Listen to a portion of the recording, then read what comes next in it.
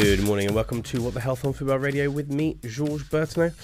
Welcome back, regular listeners. And if you're not a regular listener, then here's a small bit of information about myself. I'm an online health and fitness expert. I have a BSc in sports rehabilitation, and I'm a former head of medical and performance in professional football.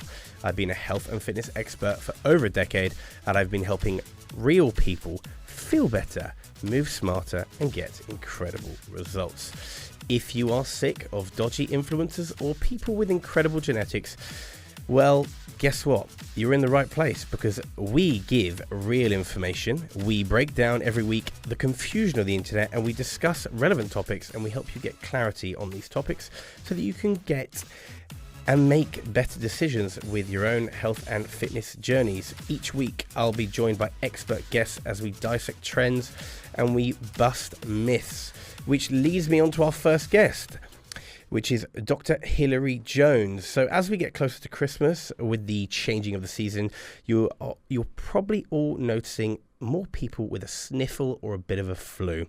And according to new data, the ages between 18 and 34 have the highest uptake of the flu vaccine so far. And that's about 74% saying that they've booked or received one this year. So here to tell us more about this data is Dr. Hilary Jones. Dr. Jones, good morning. How are you? Good morning, George. I'm tip top. I really am. Yeah, I'm Good. Just fine and dandy, as they say. Love to hear that. Absolutely fantastic. Have you had a good morning so far? Yeah, the fog is lifting, the sun's coming out. What's not to love? Good. Absolutely love to hear that. Right, we're going to dive straight into the questions. So, can you tell me more about the data that I mentioned at the start and why young people have the highest uptake with the flu vaccine? Yeah, it's really good that they are. The age group that we're talking about are not in the group that's eligible for free flu jabs. So clearly they have been made aware that flu is not just a bad cold. It's much worse than that. It can cause time off work. It can cause pretty nasty symptoms, sometimes with complications, and they probably are aware that people are hospitalized, particularly the most vulnerable, the elderly, people who are immunocompromised. So it's actually really good to hear that the young people are saying, right, I'm gonna book a private flu jab over and above the people who are eligible to get a free NHS jab. So yeah, it's good news. It means that awareness has been raised. Yeah, and that's important, right? Because I feel that actually, we speak about lots of things every week, and I've noticed that there is a big shift in that kind of, younger demographic for health and wealth and kind of overall fitness and whatnot. So I'm guessing things are being pushed in the right direction, and advertising is potentially doing well, or people are just, wanting to care more about themselves. Yeah, I think that's right. I think that people want to stay, they want to stay well. There was a period of vaccine fatigue after COVID, which is understandable. Yeah. But I think things have leveled out now, and people have been aware that there's a lot of colds and coughs going around. But as I explained, flu is actually a lot worse than a bad cold. Flu will come on very suddenly.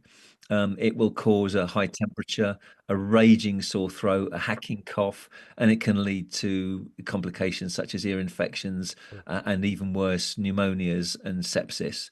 And last year there were 7,500 plus excess deaths due to flu, particularly in the elderly and the people with existing health conditions, but also in young people as well. So we shouldn't take flu too lightly.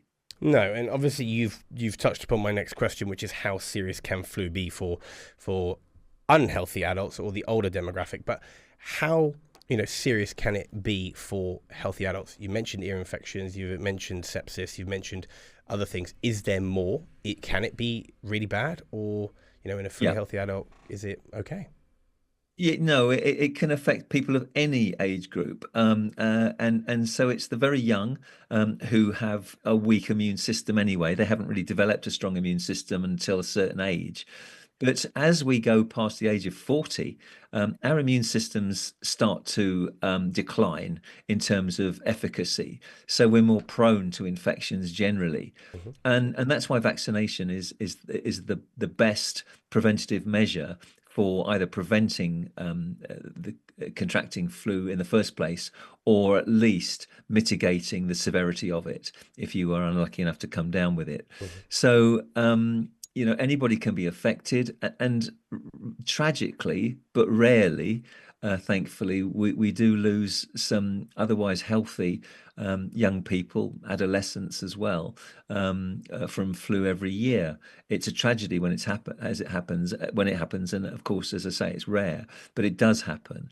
The people most at risk are pregnant women, people over 65, people with immunocompromised conditions, people who've got existing conditions like chest weakness or heart disease, kidney disease, Mm-hmm. diabetes, liver disease, that sort of thing. Okay. But as I say, it behoves all of us, particularly people looking after vulnerable people, carers especially, to get their vaccination, especially when it's free on the NHS. Yeah, I mean, yeah, it's true. And why do flu strains change every year? Is it because the virus kind of mutates and grows, or?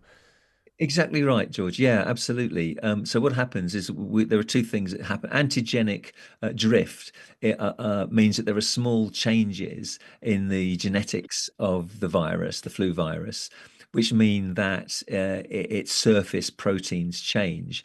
So vaccines have to be adapted every year to suit what is circulating. An antigenic shift is a major change which happens abruptly, and this can happen, and this is often the cause of the epidemics which occur, because it's a major change in the surface proteins of a virus, which means it can be very much more virulent than Mhm. the viruses that have previously been circulating. Okay, I mean, fascinating, and I wasn't overly sure on that one, so appreciate that one. Um, what's the risk if I skip the flu vaccine this year? What would that potentially do for me? Well, if you were lucky, you wouldn't come into contact with anybody who's coughing and sneezing and spluttering, who's already got the flu, and you wouldn't come down with it. You would be lucky. If you were unlucky, then you would contract flu from somebody else who was exhibiting those symptoms, and you would come down. You would come down with those symptoms yourself. You'd be off work for probably at least a week, because it is debilitating. Most Mm. people are bedbound with true flu. You'd be off work. You would be feeling pretty miserable.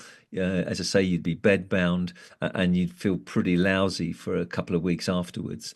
So, having a vaccine would really give you a 40 to 60% protection Mm. against those consequences, which I would say, for the sake of a trip to the doctor or the pharmacist, would be a step well worth taking. Yeah, I could second that. I think that's a pretty decent percentage, really, isn't it? 40 to 60%. Like that's, you know, yeah, I would take that one. Okay, and how well did last year's flu vaccines work? Was it a success? Yes, it was. The uptake was actually much better in the UK than it was in other European countries. So the WHO, the World Health Organization, say a good target for flu vaccination across the population would be about 75%. And we reached in the UK 74.9, so Oh just wow, under, yeah. which was really good. Very encouraging that the eligible people for the vaccine took it up to that extent. And the modelling that was done by a UK health security agency suggested that something between 96,000 and 120,000 hospital admissions were prevented by that level of vaccination, which is amazing, not Yeah. just for the people concerned, but for relieving pressure on the NHS, already under strain from so many other things in the winter.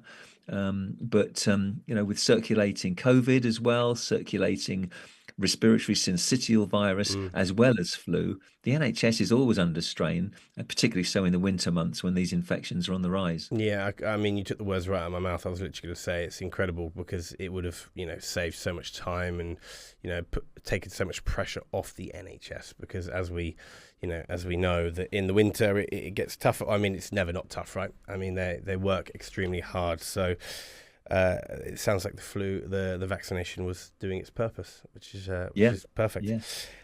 Can I get the flu even after being vaccinated? You can, as I say, it gives a pretty significant level of protection having the vaccine. But of course, the vaccine is designed, it's formulated to combat the three worst viruses Hmm. that are circulating, flu viruses that are circulating around the world currently. So there may well be other strains of the virus for which the vaccine won't be effective. Okay. So it is designed to attack and neutralize the worst viruses circulating, but it can't get them all. And it Mm. can't protect you from the common cold, for example, because that's a different virus. Yeah. But it gives you good protection against the ones that are most threatening to the population. Okay. And would it potentially reduce symptoms as well? So like, would it Yeah. make, yeah, so it would do that as well. So it would kind of mitigate that It a little would bit. it would make your symptoms milder should you Okay. be unlucky enough to come down with them. And George, you as a fitness expert, you'll know that if you come down with these bad infections, Hmm. it leaves you pretty tired for 2 or 3 weeks. So it affects your training. It affects your diet. So you have to you go back a few steps and you have to start again. And That you you know do. how quickly it is to lose fitness if you're not Well, training all the time. use So it or for lose those it. people who are in training, it's a good thing to think about prevention. Yeah, exactly. And I often say to people, anything above the neck, I would normally say, like, avoid the gym because, headache, cold, cough, anything like that, flu symptoms, anything below below the neck, if it's just like a sore finger or whatever, Yeah. like, you can kind of get away with that. But yeah, I totally agree with you. So you've mentioned how the vaccine kind of protects against the strongest of strains. How does a nasal spray for children kind of decipher from the injection? Because that's what children have, right? They will have a nasal spray. Yeah. Yes. It works in a slightly different way. It is not an injection because we don't like to inject children unless there's a very good reason. So the nasal spray is formulated for them to give them the protection in a very non-invasive, user-friendly way. It's effective and for small children, it is a really good alternative to the injectable. And quickly, whilst we're on the topic of nasal sprays, obviously other brands are available, but like Sudafed, Otrivine, other things like that. Do you think that they are good to be used during this time when you have a flu? Because I've heard otherwise. I've heard you shouldn't use them for more than like 3 or 4 days. But I thought maybe you might have a little bit more information on that one. Yeah, so decongestants are to treat the symptoms. So they're not a vaccination. They won't protect against flu. But if you've got nasal congestion, so it's difficult to swallow, to eat and swallow and drink. It's difficult to breathe through the nose, Hmm. so that your mouth breathing at night and making the throat more sore. A decongestant is a good way of breaking up the mucus Hmm. and helping breathing and eating. And I think if you're for children, something like just saline, Mm. which doesn't contain any active decongestant, but just tends to loosen the mucus, is fine. For older children and adults, a decongestant which shrinks the blood vessels within the nasal passageways is really good for opening up the airways. Hmm. And as long as you don't use them for more than sort of 10 to 14 days, you don't have any long-term effects. If the warning we give about using them all the time and for too long is that it paralyzes the blood vessels used over a long period of time, and you get a rebound congestion as a result of that. So used in the short term for a few days, they're really good, and I use them myself if I Yeah. have a cold. Yeah, I just waved one to the camera just a short moment ago because I actually have one in my pocket. All right. I use it in the winter months. It's just something that I always have if Mm. I've got a blocked nose. But I mean, going off your advice, then it sounds like I probably shouldn't be using it as much as I do for longer periods and 10 to Just 14 occasionally when days. needed. Yeah. Yeah. Um, Quickly, whilst we're on the topic of like nasal sprays and whatnot, Do you guys suggest maybe salt sprays or like saltwater sprays to kind of decongest noses as well, kind of clearing the? Is that like saline or is that Yeah, different? Yeah. saline. Yeah, saline is exactly that. It's salt Okay. water. Yeah. Yeah. So it's dilute salt, dilute salt water. A few drops has no action on the blood vessels Okay. themselves, but just loosens the mucus, Okay. and is a very safe, gentle way of doing that and decongesting for particularly for young children or even for adults as well. Okay, perfect. And are there any groups who shouldn't get the flu vaccine? I think you mentioned at the start. Did you mention? Actually, no. I'm not. I'm not going to say you said that because I might have been wrong. So I'll let you go ahead and Yeah. say. Yeah, the on the whole, the vaccine is really well tolerated as well as being effective. There are very rare situations where someone has had an allergic reaction to a flu vaccine, in which case they should tell whoever's giving or offering them the jab that they've had a previous reaction to the flu jab or any of its ingredients and avoid it. There are some people who are allergic to eggs, and because each vaccine is grown on egg proteins, Oh, they should seek an alternative to the usual flu jab. There are alternatives if you've got egg allergy, but as I say, in both these instances, it's pretty rare. I did not know that about the egg protein. That's fascinating. Yeah. Okay.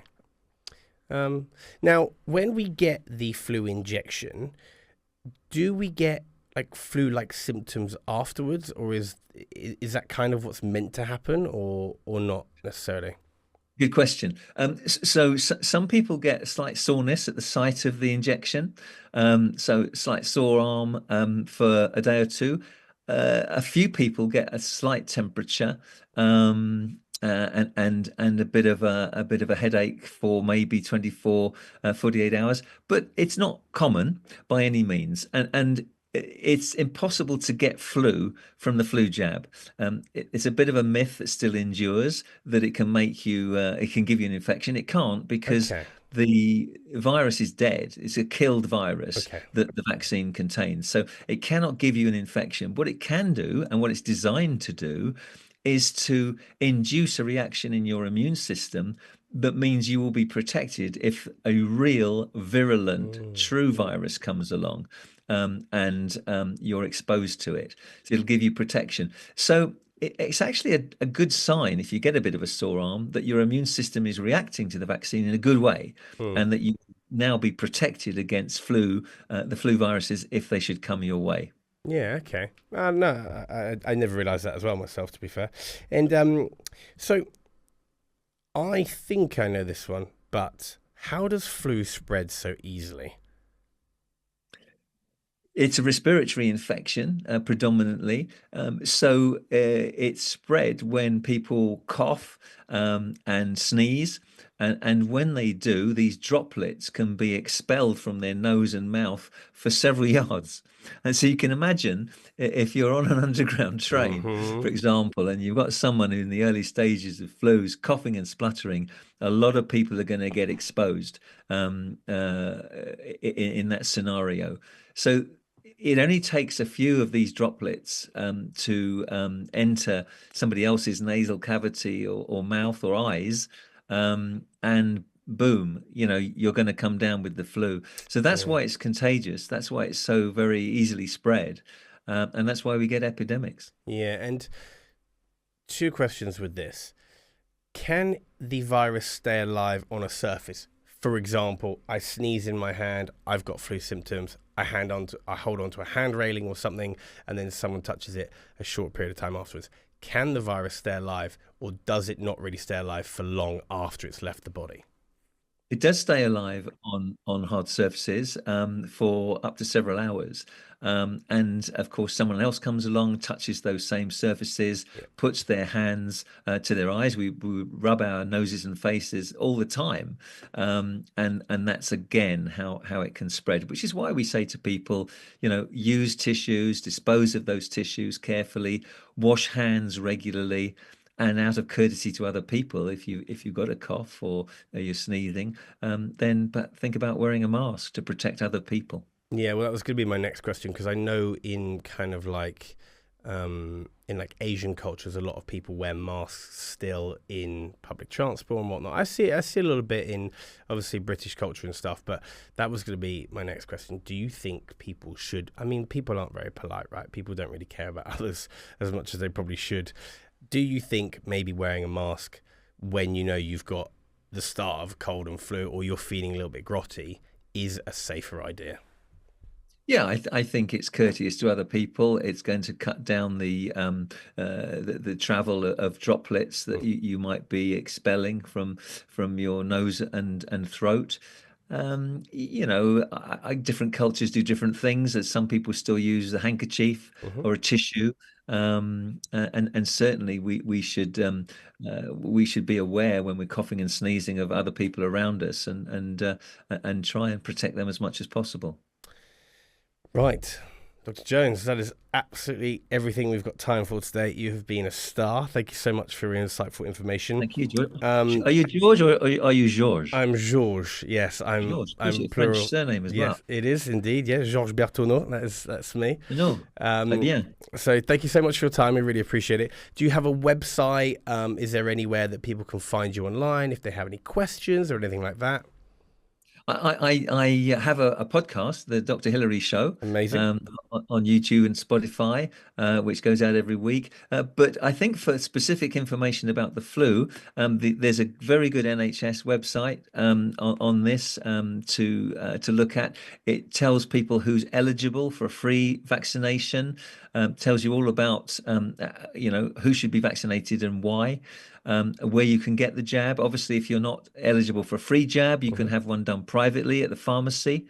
That's so easy to arrange. Just walk in, you don't need to make an appointment. The NHS website's a really good source to go to. Perfect. Well, thank you so much for your time, and you have a great rest of your day. And you, George. Take care. Take care. Bye-bye. Now, Eddie Abbew is a bodybuilder, fitness coach, and former Mr. Universe competitor.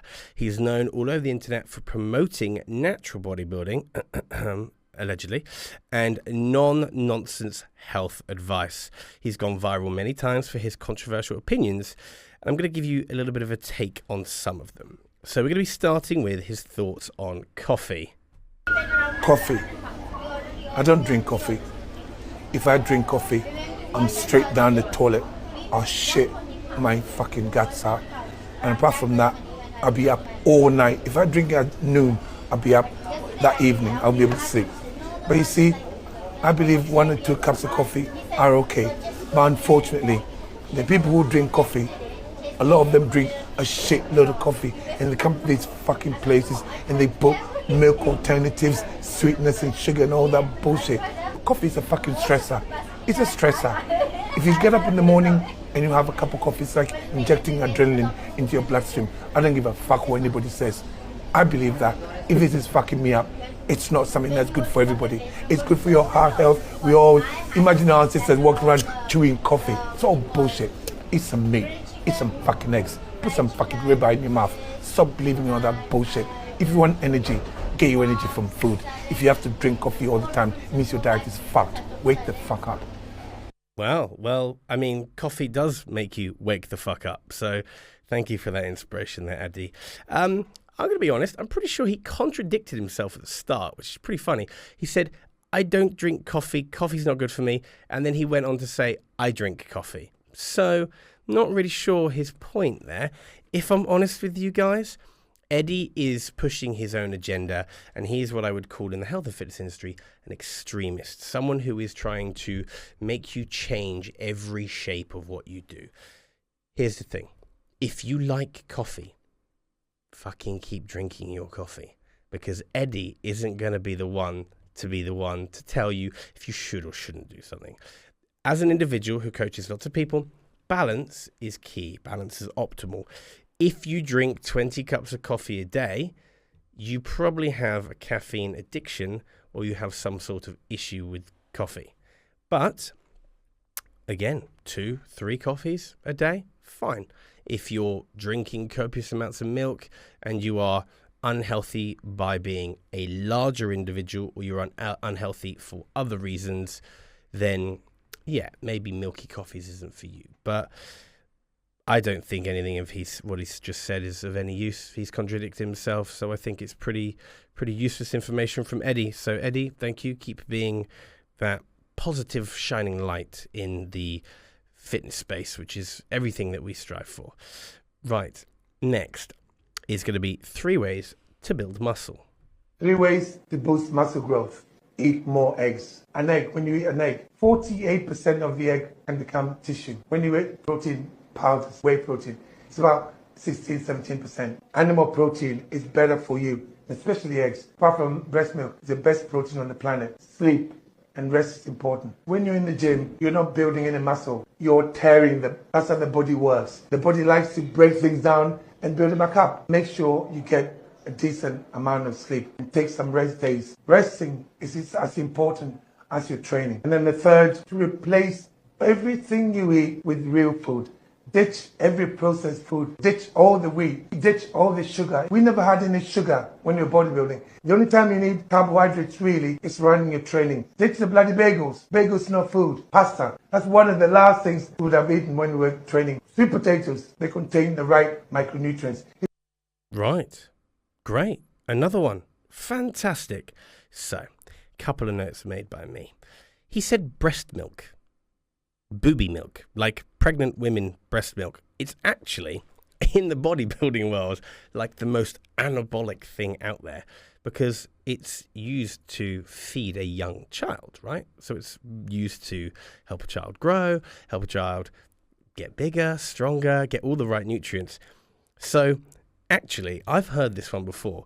Breast milk or booby milk is allegedly meant to be the best protein source in the world. I'm pretty sure there are pregnant women out there who, excuse my language, milk themselves and sell it on the internet or on the black market. I've never tried any breast milk, so when I try it, I'll let you know if it tastes any good. But yeah, what he's saying there is actually true. He says some really interesting things. 3 ways to build muscle, okay? He said eat eggs, sleep, and eat natural foods. Technically, you just need protein, right? You need sleep and you need protein. They are 2 things I fundamentally agree with Eddie. You can't not agree with him if you want to help people build tissue. Recovery is important and sleep is important, okay? 7 to 9 hours, perfect. You are giving yourself the best opportunity to recover, to rest, to give yourself all those things. Massages, hugging a loved one. I say this all the time. You know, recovery. If you have a stressful life, recovery is something that you need to be doing lots of. Doom scrolling is technically a form of recovery, not probably the one I would suggest. I would say other things that you can relax with, but again, it's a form of relaxation. Animal protein, yeah. I have a friend who was vegan for like 8 years, and he was always struggling to get enough protein in, and then he started eating meat again, and he all of a sudden started to change his build and his size. He didn't get fatter, he built more muscle tissue, and he just felt better for it. So I do think animal protein is the best source for you. Eggs are great, obviously. Now, once upon a time, Eddie Abbew actually didn't have any carbs, not even around his training session, and his health markers, from what I've seen and from what I've heard, went through the roof. So he has now started having a lot more carbs than he used to because he was very much carnivore only, or meat and fats, so protein and fats only, having very, very, very low amounts of carbohydrate. I think the reality is our body needs carbs. Yes, we can change our energy source from glycogen to ketones, but long and short of it is carbs aren't bad for us. Yeah, they make us hold more water, but they make you look better, feel better, function better, and they do lots of it. Saying eating natural foods, I mean, Eddie, let's be real. 80-20 is really good. If I want to have 20% of my diet to be cake, ice cream, pastries, or any of the above, I'm bloody well going to do it. Because life's too short to not eat things that taste good, that are super palatable, and are also made to be really tasty. I'm not going to die younger because I had 20% of my diet from pastries, cakes, or ice cream, especially protein ice cream made with my amazing Ninja Creamy, by the way. Wow. I'll get onto that another day.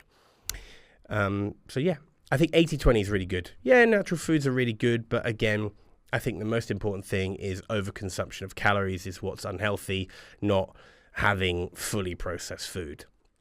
If you are lean, athletic, and look good, and you have a high processed food diet, cool. Doesn't matter. Why does it matter? You're pretty healthy. You know, your body looks good. You probably function pretty well.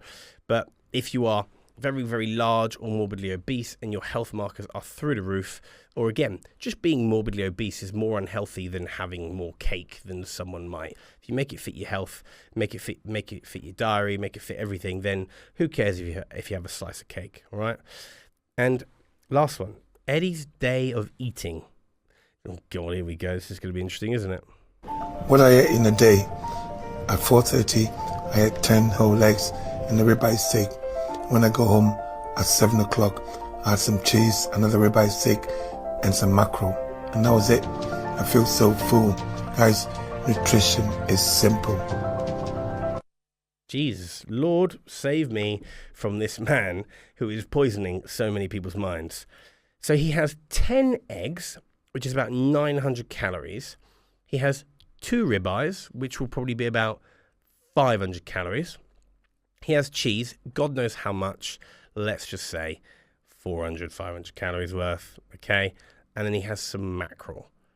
His farts must absolutely reek. I'm telling you now. Woo! That man has no enjoyment in his life. I mean, don't get me wrong. Eggs, love them, okay? Cheese, love it. Ribeye, I'd rather a fillet, but what can I say? Mackerel. I'm not sure about that one, Eddie. I mean, I could see why you're super lean and super jacked, because you don't really eat food. And for a man, obviously, and a woman, as we get older, we need less calories. So technically, he's probably going to be in a calorie deficit there if he trains 4, 5, 6 times a week. Would I highly suggest this for someone that is not an ex-bodybuilder, former Mr. Universe competitor, a current fitness coach trying to push their own agenda and their own program? No, I wouldn't. So if you join Eddie and you do this stuff, then congratulations, but you're probably shaving years off your life. And I can't say that there are journal articles that I have read that are proving that you're shaving years off your life, but do that for 10 years and come back to me. And then we can wrestle in a sumo wrestling ring or something, and we'll see who wins. Now it's time to answer some of your fitness questions.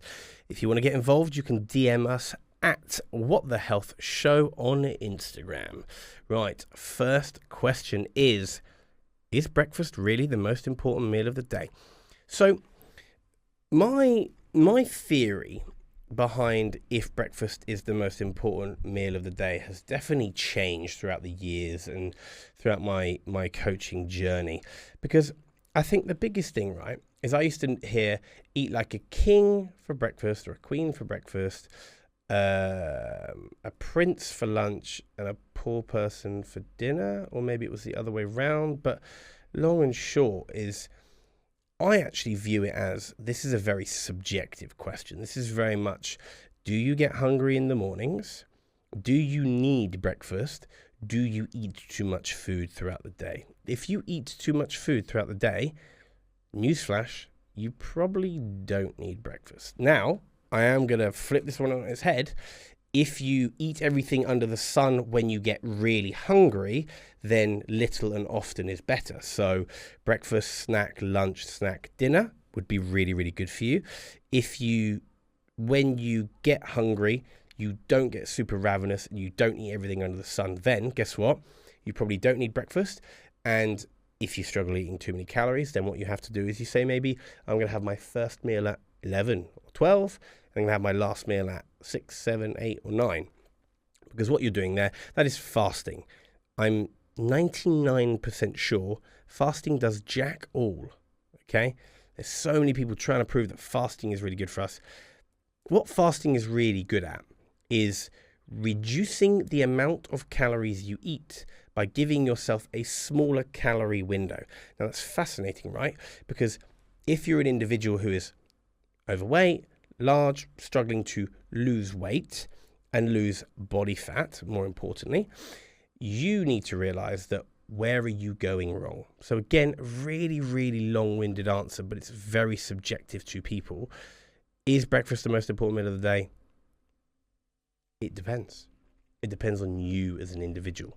So for me, no. Like, for example, on a Wednesday, my first meal will be in probably like the next hour. That'll be my first meal, but I'll eat a lot more. So technically, it doesn't matter that I've reduced the calorie window or I've done whatever, because I've had a coffee. You know, technically that's not fasting. It has to be water or black coffee. And yeah, that's what I'll do. But then on a Monday and a Tuesday, I will go to the gym. So before the gym, I might have some Squares bars. And people are probably thinking, oh, my Squares bars. They're great. They make me look really pumped. They make me look extra jacked. They make me look extra juicy when I'm in the gym. And when I'm training, I want to look big and I want to have all the energy. It's short release carbs, 20 minutes in your system, and bam. That's exactly why people eat Haribo during the gym or things like that, because they're pretty quick carbs to be ingested. Hopefully that helps. So it's subjective. Next question. How can I eat healthier on a tight budget? I love this question. I get asked this question all the time.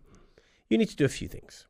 First of all, you need to start shopping from the frozen section for your vegetables. There are many, many, many vegetables. Pretty sure at the moment Sainsbury's are doing broccoli, a kilo of broccoli, a kilo of green beans for £1.07. A kilo. You are probably going to consume, I'd like to think, a kilo a week of vegetables. If you're not, then I'm a little bit concerned for your diet and your micronutrient or your gut biome. Now, yes, some people might say, oh, but, you know, frozen veg isn't as good for you. Well, technically, no veg is worse for you, right? So surely some sort of vegetable is going to help. Next part of this question. Rice is really, really, really cheap. White potato is really, really, really cheap. If you're buying microwavable rice that is £1 a packet, newsflash, that is a waste of money. I'm pretty sure you can get twice as much for like a fraction of the price. Rice and potatoes and pasta are all really, really, really, really cheap alternatives. And they're technically the only three carbs you should be having. Noodles are a little bit more expensive. They're a little bit more fancy. They're a little bit higher in calories and whatnot. But for me, white potato, super cheap. Most people have an air fryer. If you don't, most people have an oven. If you don't, good luck. But just boil it, you know. Boil the potatoes, mash them up. It's still a white potato, as long as you don't add copious amounts of butter. If you want help, creme fraiche. But again, that can be expensive depending on what you buy. So just look at alternatives. Stop buying main brand. Stop buying 0% Greek yogurt. Buy 5%. Stop buying ready-made protein shakes. Buy a tub of protein. Again, fraction of the price. With your meats, stop buying chicken breast, okay? Stop buying beef mince. Pork mince is like £3. Beef mince is like £6 for 500 grams. You tell me what is more affordable. Chicken breast, well, you get a kilo of chicken breast for X amount of money, or you can buy a kilo of chicken thigh, which has a little bit more fat in, a little bit more flavor. We like flavor. We like palatable foods. And then all of a sudden, oh, my shopping has dropped by 10, 20, 30, 40 pounds a week, 50 pounds a month, 100 pounds a month. You just need to realize that being healthy is super affordable. It's more expensive to buy a McDonald's than it is to be healthy. So, and just remember, also eating too many calories is the unhealthy part. Technically, you know, I have a client who's lost 37 kilos, which is 1 kilo just off of 6 stone. He is a bus driver for sporting teams, and that means he stops at service stations all the time. Well, how's he losing weight? How's he losing fat? How's he doing it? By eating things like McDonald's and KFC and all that. Yes, he's not getting all the micronutrients in, but yes, he's in a calorie deficit. And being fat or obese or super overweight is more unhealthy than eating that crap. So there's a little bit of advice for you. Next question. Is walking enough to stay fit, or do I need to lift weights too? Again, Very open question, but we love it. Walking is enough to stay fit. Going on hikes, going on long walks are very, very, very good for not just physical, but also mental health. I am a big fan of a walk. I'm pretty sure no one ever hurt themselves going for a walk. Running is not my mode of A, transport, and B, enjoyment. So I would highly suggest avoiding running. If you don't like running, don't run, unless it's for the ice cream truck on a summer's day. And we are a very long way away from summer, people. Sorry to break the news to you. Now, lifting weights. Yes, I would say lifting weights, if you could only do one, I would probably say lifting weights. No, I wouldn't probably say. I would 100% say lifting weights is the most amazing and beneficial thing you will ever do. I have managed to get my mother to the gym, and I have managed to get my mother set up with a coach. She didn't want to go with me because I'm her son, obviously, but she has done like 5 sessions and she loves it. And that literally brings tears of joy to my eyes, because I know the benefits for her as a female who is a little bit older, because the benefits are going to be astronomical. Reduces the risk of osteoporosis, reduces the risk of osteopenia. She's going to be better at going up the stairs. If she were to fall, she'd be better at getting up off the floor. Things like that. She can lift things. She can do this. She can do that. Weightlifting is scientifically backed to be the best thing for you. So is walking enough to stay fit? Yes. Do I need to lift weights? Yes. So weightlifting first, strength training. Use the machines, closed chain, great. Really easy to not go wrong and build a base, okay? Next question. What is the best time of day to exercise, morning or night, or morning or evening? Well, I would probably say either, because technically, if you like training in the morning, go and train in the morning. If you can't train in the morning because you struggle getting up, or you're not a morning riser, or you're not a morning bird, and you don't want that routine, go in the evening. Evening's technically as busy as the morning if you go at the wrong times. There is no right or wrong answer to this. The best time to exercise in the day is in the day. That's the answer from me, really. You have no right or wrong answer. You need to go. You need to exercise. It is good for you. It is scientifically backed for longevity of life. And I'm pretty sure if you have family, friends, loved ones, we want to be here as long as we can. So go to the gym, lift the weights, and have a good time doing it. Morning, night, lunchtime. I tend to go at like 9, 10, 11 o'clock. They're normally the usual times I go. They're a little bit quieter, and they're normally the ones that like to train at a little bit of a quieter time. Hope that one helps.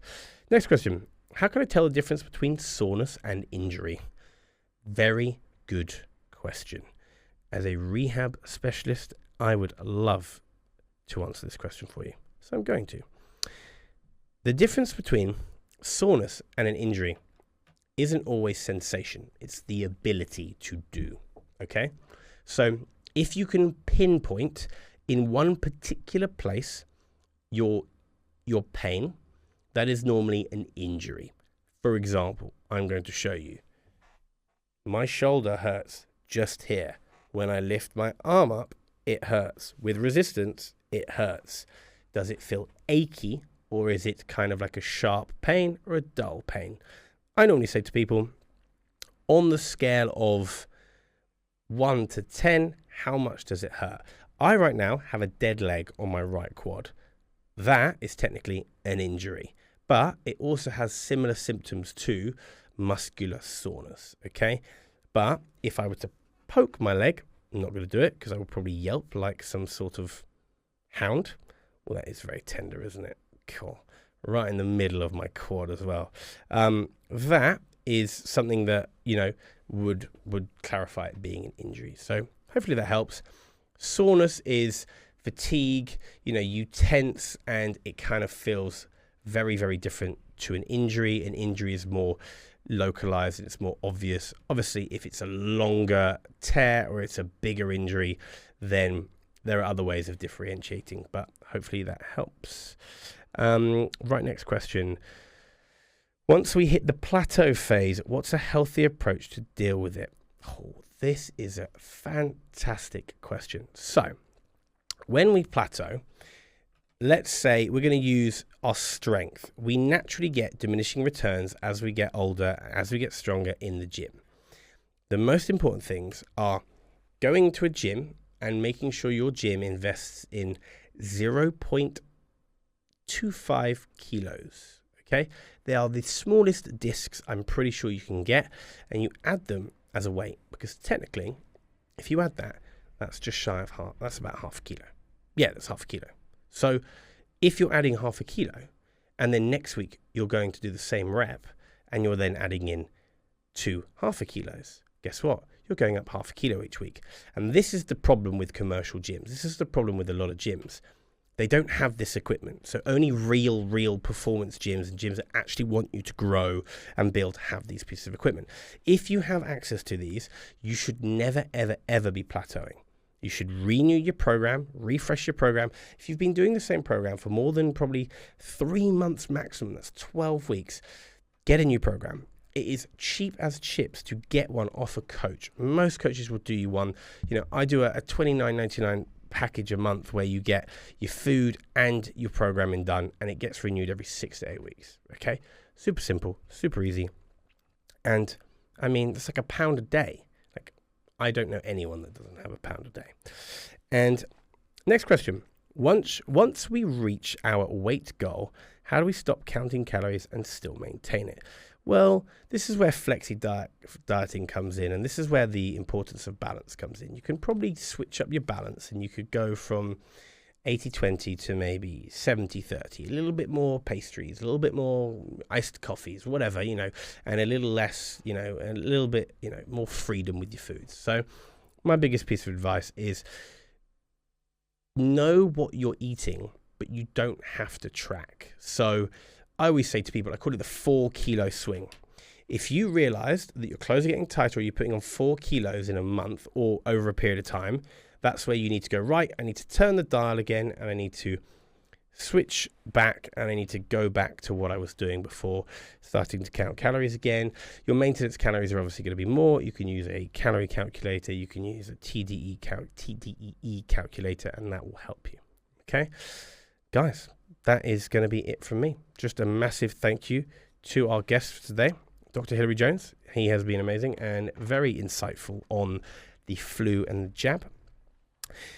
A reminder that you guys can download the app and listen each week, and you can follow us on social media at What the Health Show on Instagram. If you would like any help with your health and fitness goals, I do provide a top tier coaching service, which is no BS. It is problem solving, and I will hold your hand every step of the way. So if this is of interest to you, please reach out to me at Georges Bert on Instagram or at gb.fitness.health. Also, as you know, this is available to listen back to on all good podcasting platforms. Just a massive thank you from me, and I'll be back next week at 11 a.m. for another jam-packed show. I'm Georges. Thanks for listening. Love you. Bye.